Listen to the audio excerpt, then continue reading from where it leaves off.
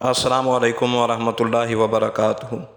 یمن کے بادشاہ نواس نے نجران کے عیسائیوں کو جو اس سرزمین کے نزدیک بستے تھے اس لیے بہت تنگ کر رکھا تھا کہ وہ اپنا دین مسیحیت چھوڑ دیں۔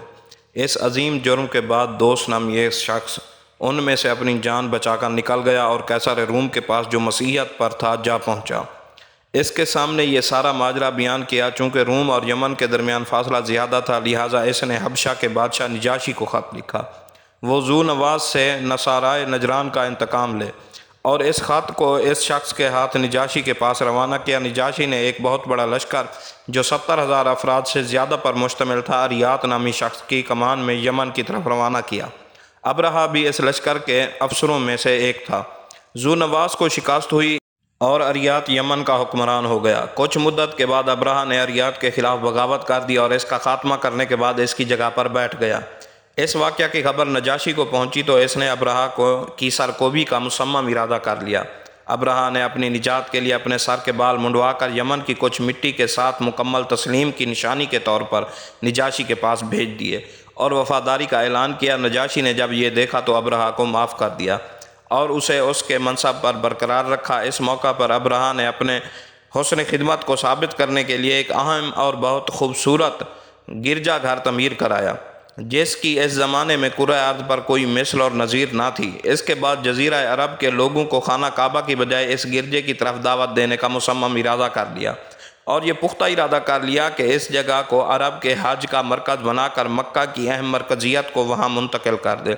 اس مقصد کے لیے اس نے ہر طرف عرب کے قبائل اور سرزمین حجاز میں بہت سے مبلغ بھیجے۔ عربوں نے جو مکہ اور کعبہ کے ساتھ شدید لگاؤ رکھتے تھے اور اسے ابراہیم علیہ السلام کے آثار میں سے جانتے تھے اس سے خطرہ محسوس کیا۔ بعض روایات کے مطابق ایک گروہ نے وہاں جا کر مخفی طور پر اس گرجے کو آگ لگا دی اور دوسری روایت کے مطابق بعض نے اسے مخفی طور پر گندا اور ملوث کر دیا، اور اس طرح سے انہوں نے اس عظیم دعوت کے مقابلے میں شدید رد عمل کا مظاہرہ کیا اور ابرہہ کے عبادت خانے کو بے اعتبار اور حقیر بنا دیا۔ اس پر ابرہہ کو بہت غصہ آیا اور اس نے خانہ کعبہ کو کلی طور پر ویران کرنے کا پختہ ارادہ کر لیا۔ نعوذ باللہ اس کا خیال تھا کہ اس طرح وہ انتقام بھی لے لے گا اور عربوں کو نئے معبد کی طرف متوجہ بھی کر دے گا۔ چنانچہ وہ ایک بہت بڑے لشکر کے ساتھ جن میں سے کچھ لوگ ہاتھیوں پر سوار تھے مکہ کی طرف روانہ ہوا۔ جب وہ مکہ کے قریب پہنچا تو اس نے کچھ لوگوں کو مکہ والوں کے اونٹ اور دوسرے اموال لوٹنے کے لیے بھیجا۔ ان میں سے 200 اونٹ حضرت عبد المطلب بن ہاشم کے بھی لوٹ لیے۔ ابرہہ نے کسی آدمی کو مکہ کے اندر بھیجا اور اس سے کہا کہ رئیس مکہ کو تلاش کر کے اس سے کہنا کہ ابرہہ یمن کا بادشاہ کہتا ہے کہ میں جنگ کرنے کے لیے نہیں آیا، میں تو صرف اس لیے آیا ہوں کہ اس خانہ کعبہ کو ویران کر دوں۔ اگر تم جنگ نہ کرو تو مجھے تمہارا خون بہانے کی کوئی ضرورت نہیں۔ ابرہہ کا قاصد مکہ میں داخل ہوا اور رئیس و شریف مکہ کے بارے میں دریافت کیا۔ سب نے عبد المطلب بن ہاشم کی طرف رہنمائی کی۔ اس نے حضرت عبد المطلب کے سامنے ماجرا بیان کیا۔ عبد المطلب بن ہاشم نے بھی یہی جواب دیا کہ ہم میں تم سے جنگ کرنے کی طاقت نہیں ہے، رہا خانہ کعبہ تو خدا خود اس کی حفاظت کرے گا۔ ابرہہ کے قاصد نے عبد المطلب بن ہاشم سے کہا میں تمہارے ساتھ اس کے ساتھ چلنا پڑے گا۔ حضرت عبد المطلب بن ہاشم اس کے دربار میں داخل ہوئے تو وہ آپ کے بلند قد، حسین چہرے اور حد سے زیادہ رعب اور دبدبہ کو دیکھ کر سخت متاثر ہوا، یہاں تک کہ ابرہہ ان کے احترام میں کھڑا ہو گیا اور زمین پر بیٹھ گیا اور عبد المطلب بن ہاشم کو اپنے پہلو میں بٹھایا کیونکہ وہ نہیں چاہتا تھا کہ انہیں اپنے تخت پر بٹھائے۔ اس کے بعد اس نے اپنے مترجم سے کہا کہ ان سے پوچھ کہ ان کی کیا حاجت ہے۔ آپ نے مترجم سے کہا کہ میری حاجت یہ ہے کہ میرے 200 اونٹ تیرے لشکری لوٹ کر لے گئے ہیں، تو نے حکم دے کہ وہ میرا مال واپس کر دیں۔ ابرہہ کو ان کے اس مطالبے پر سخت تعجب ہوا اور اس نے اپنے مترجم سے کہا ان سے کہو جب میں نے تمہیں دیکھا تھا تو میرے دل میں تمہاری بہت زیادہ عظمت پیدا ہوئی تھی، لیکن جب تم نے یہ بات کہی تو میری نظر میں تمہاری اوقات گھٹ گئی ہے۔ تم اپنے 200 اونٹوں کے بارے میں تو بات کرتے ہو لیکن کعبہ کے بارے میں جو تمہارا اور تمہارے آباء و اجداد کا دین ہے اور میں اسے ویران کرنے کے لیے آیا ہوں، بالکل کوئی بات نہیں کرتے۔ عبد المطلب بن ہاشم نے کہا کہ میں اونٹوں کا مالک ہوں اور اس گھر کا بھی ایک مالک ہے، وہ اس گھر کی حفاظت خود کرے گا۔ اس بات نے ابرہہ کو ہلا کر رکھ دیا اور وہ سوچ میں پڑ گیا۔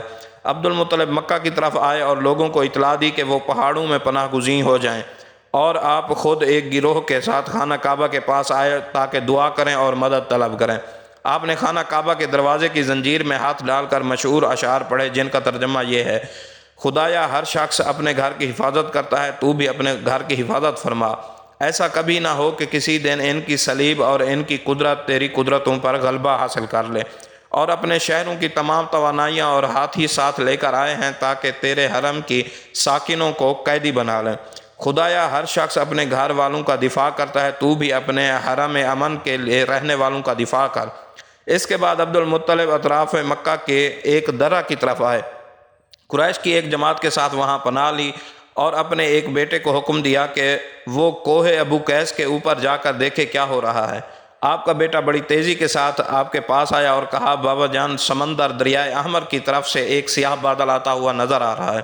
عبد المطلب خوش ہوئے اور پکار کر کہا: اے جمعیت قریش، اپنے گھروں کی طرف پلٹ جاؤ، کیونکہ خدا کی نصرت تمہاری مدد کے لیے آ رہی ہے۔